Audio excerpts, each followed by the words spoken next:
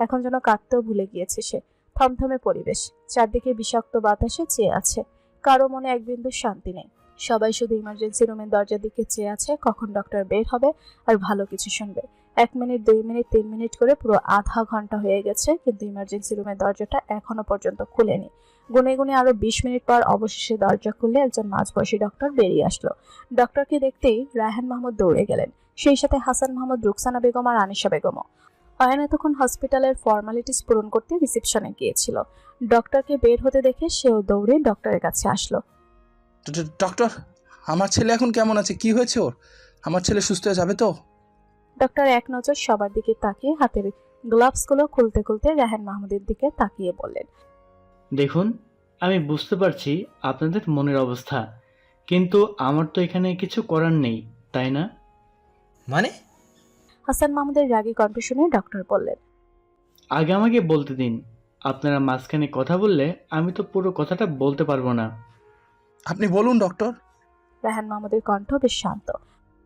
দেখুন, অপারেশনের তখনই সেখানে ভেতর থেকে আরেকজন ডক্টর এসে দাঁড়ায়। বয়স হবে হয়তো 30 থেকে 35।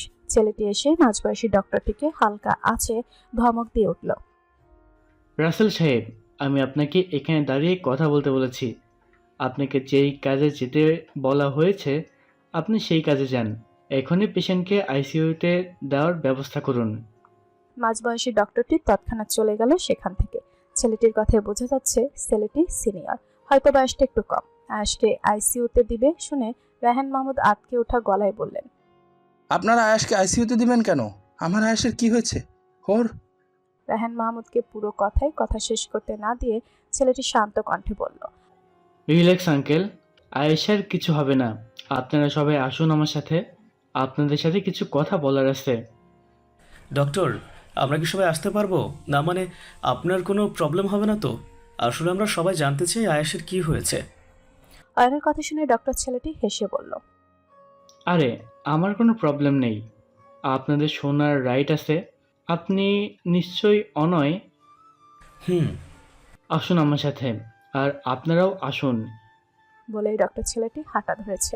আর ডক্টর ছেলেটির পেছন পেছন অয়নরা সবাই যেতে লাগলো। অয়ন ঈশাকেও ডেকে নিয়েছে।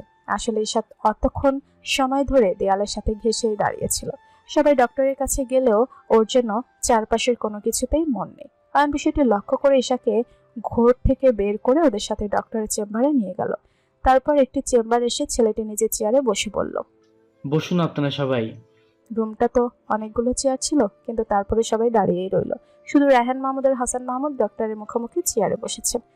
এবার বলুন আয়েশের কি হয়েছে? ওকে আপনারা আইসিইউতে দিচ্ছেন কেন? আমার ছেলের বড় কিছু হয়নি তো? রায়হান মাহমুদের কথাকে উপেক্ষা করে ডক্টর ছেলেটি হেসে বলল, আগেই বলে দিচ্ছি, আপনারা আমাকে আপনি করে বলতে হবে না। আমার নাম ফারহান। আপনারা আমাকে নাম ধরেই ডাকতে পারবেন। বাই দ্য ওয়ে, আমি আপনাদের যেই জন্য ডেকেছিলাম, দেখুন আঙ্কেল, আমি জানি না আপনাদের এখন যেই কথাটা বলবো সেটার জন্য আপনারা কতটা প্রিপেয়ার্ড আছেন। তারপরও এখন আর না বলে উপায় নেই। অবশ্য আমি আয়েশকে বিষয়টা অনেক আগেই আপনাদের জানাতে বলেছিলাম, কিন্তু কেন জানি না ও জানতে চায়নি, আর আমাকেও জানাতে নিষেধ করেছে, তাই আমি আর জানাতে পারিনি। তবে আমার কাছে নাম্বার থাকলে আমি গোপন হলেও জানিয়ে দিতাম আপনাদের, কিন্তু আমার কাছে আপনাদের ফ্যামিলির কারো নাম্বার ছিল না। আয়েশার কাছ থেকে অনেক চেয়েও নিতে পারিনি, তাই আর বলা হয়নি। আসলে আমি প্রায় বছরখানেক ধরে আয়েশার ট্রিটমেন্ট করছি। ওর বেশিরভাগ সময়ই নাকি মাথা ব্যথা করতো। মাথা ব্যথা করলেই জ্বর এসে যেত। মাথা ব্যথার জন্য রাতেও ঘুমাতে পারতো না। তাই বছরখানেক আগে ও আমার কাছে এসে জিজ্ঞাসা করার জন্য যে কি করলে ওর মাথা ব্যথাটা কমবে। আমি মাথার এক্স-রে দিতে বলেছিলাম ওকে, কিন্তু ও রাজি হয়নি। বলেছে ওষুধ খেলে নাকি সেরে যাবে। এক্স-রে দেওয়ার মতো কিছু হয়নি। আপনারা তো জানেনই, আয়েশার জেদের কাছে কেউ কখনো জিততে পারে না। আর আমি সেটা স্কুল লাইফ থেকে দেখে আসছি, তাই আমি আর ওকে জোর করিনি। তবে ও আমাকে যেই সিনড্রোমগুলো বলেছিল সেগুলো শুনে আমার ডাউট হয়েছিল, তাই আমি ওকে বলেছিলাম যদি দীর্ঘদিন ব্যথা করে তাহলে যেন অবহেলা না করে এসে যেন এক্স-রে করিয়ে নেয়। কিন্তু ও আমার কথা শোনেনি। আস্তে আস্তে ওর মাথা ব্যথাটা অধিক থেকে অধিকতর হতে থাকে। যখন একদম বেশি হয়ে যাওয়ার কারণে ঘুমাতে পারতো না, তখন ও ঘুমের মেডিসিন নিতে শুরু করে। প্রতিদিন না, যেদিন মাথা ব্যথাটা বেড়ে যেত শুধু সেদিনই ঘুমের মেডিসিন খেয়ে ঘুমাতো। আস্তে আস্তে এটা ওর রুটিনে পরিণত হয়। আমি এরপরও অনেক বলেছিলাম এক্স-রেটা করিয়ে নিতে, কিন্তু আয়েশা তাও রাজি হয়নি।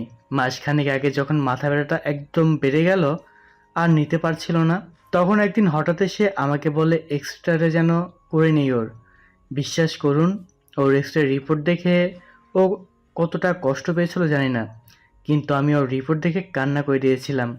আমি ভাবতেও পারিনি আমার ধারণাটা সত্যি হয়ে যাবে আর তা এত বড় আকার ধারণ করবে। আচ্ছা, আপনারা আমাকে একটা কথা বলুন তো, আপনারা কি এখনো আয়েশাকে খেয়াল করেননি? এই ধরনের রোগীদের মাথা ব্যথাগুলো তো একটু প্রখর হয়। এই সময় মাথা ব্যথা উঠলে সামনে যেটা পায় সেটা দিয়ে মাথায় আঘাত করে ওরা। আয়েশ কি এই রকম কিছু করেনি? আমি দেখেছি ভাইয়ার প্রায়ই মাথা ব্যথা করতো বলে নিজের মাথা নিজে দেয়ালের সাথে আঘাত করতো। আমি অনেকবার বারণও করেছি, কিন্তু ভাইয়া আমার কথা শুনতো না।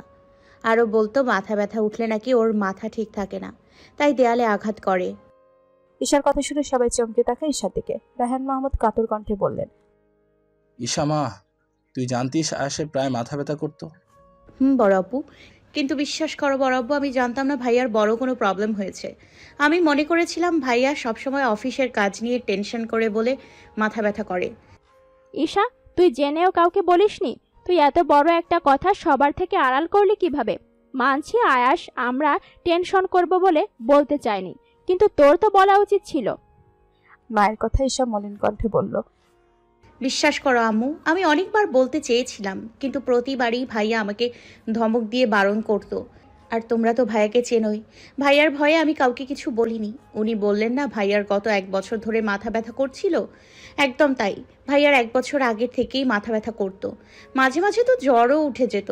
আমি অনেকবার ডক্টরও দেখাতে বলেছিলাম, কিন্তু ভাইয়া সব সময় বলতো এমনিই সেরে যাবে।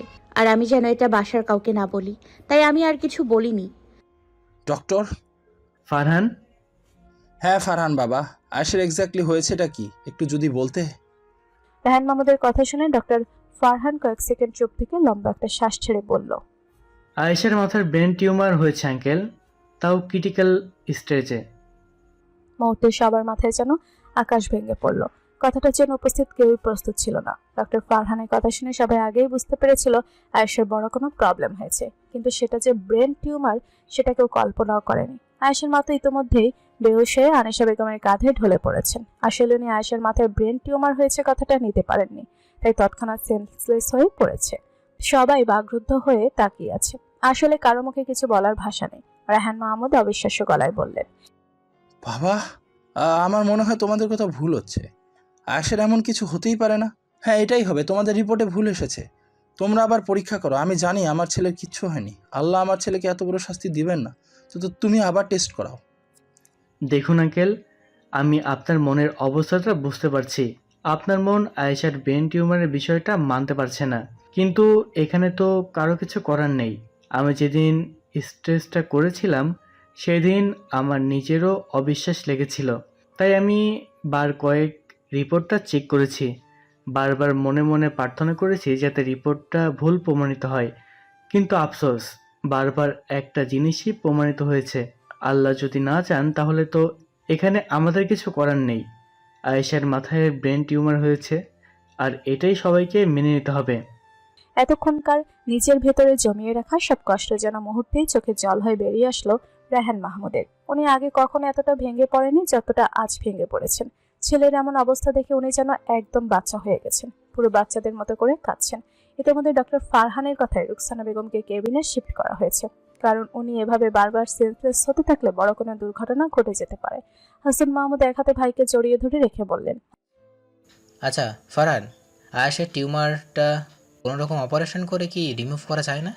অনেক টিউমারই তো অপারেশন করে ঠিক করে ফেলছে, সেই রকম আয়েশেরটাও কি ঠিক করা যায় না? প্রয়োজনে বিদেশ থেকে ডক্টর আনা, যত টাকা লাগে আমি দিব। তারপরও যে করেই হোক তুমি আয়েশকে ঠিক করো, প্লিজ ডু সামথিং। হাসান মাহমুদের চোখেও জল। আসলে আয়েশা ওনারও কলিজার টুকরো। হয়তো ভাইকে সামলাতে হচ্ছে বলে এখনো নিজেকে শক্ত করে রেখেছেন, নয়তো কবেই নিজের অস্তিত্ব সহ ভুলে যেতেন। আঙ্কেল, একটা কথা বলবো, কিছু মনে করবেন না। আসলে টাকা দিয়ে সব করা গেলেও কখনো মানুষের জীবন ফিরিয়ে দেওয়া যায় না। পারলে আমরা ডক্টররা মানুষের থেকে কোটি কোটি টাকা বিনিময়ে তাদের হাতিয়ে বাহির দিয়ে আমরা ডাক্তাররা কোটিপতি হয়ে যেতাম, কিন্তু টাকার বিনিময়ে তো আর মানুষের হায়াত বাড়ানো যায় না। আয়েশার এখন যেই কন্ডিশন, সেটাতে অপারেশন করা মানে নির্ঘাত রিস্ক নেওয়া। ওকে আমি 1 মাস আগে যখন বলেছিলাম অপারেশনটা করে ফেলতে, তখন করলে ওর ভালো হওয়া নিশ্চিত ছিল। ও নিজেও বলেছিল অপারেশনটা করাবে, কিন্তু 1 সপ্তাহ আগে এসে হঠাৎ বলল ও নাকি অপারেশন করাবে না, যতদিন হায়াত আছে অপারেশন না করিয়ে এভাবে বাঁচবে। আমি অনেক বলেছিলাম করাতে, কিন্তু ও আমার কোনো কথা না শুনেই চলে গিয়েছে। তারপর আর এত করে কল দিলাম, আমার কলও রিসিভ করেনি। এখন আমাদের আর কিছু করার নেই, যেই কয়দিন হায়াত আছে হাসপাতালে বেডেই কাটাতে হবে ওকে। না, এটা কিছুতেই হতে পারে না। আয়াস এভাবে আমাদের চোখের সামনে শেষ হয়ে যেতে পারে না। আচ্ছা ফারহান, অপারেশন করলে কত % চান্স আছে? না বাঁচার চান্স কতটুকু আর?